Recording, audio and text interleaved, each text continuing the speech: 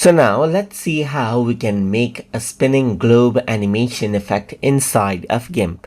So to do that, I'm going to go around over here under filters, and then I'm going to go around under animation.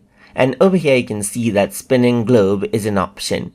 So if I were to go around and click right here just like this, then you can see that I have this option. I can go around, choose the number of frames that I want right here. So let's say, for example, I'm going to go around and create 30, and you can turn it from left to right as well. So you can have a transparent background, as you can see right here, and then change around the index to color as well, just like this right here. So now I'm going to go around and work on a copy and press OK, and now what will happen is that it'll individually create frames, as you can see right here, just like this.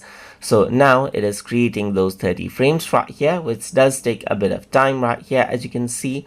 So I'm going to go around and skip to the part where this actually finishes.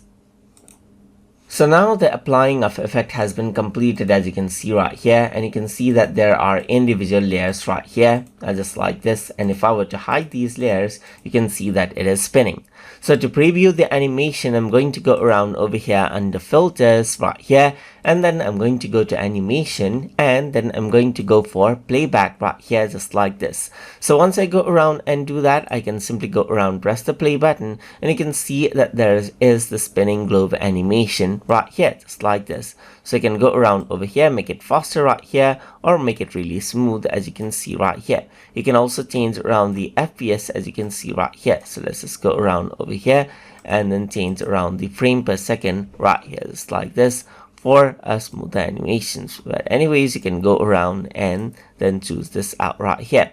You can also go around and go for 1 frame per second right here, just like this. So this is what you have, as you can see, and this is how you can go around and make a spinning globe animation effect inside of GIMP.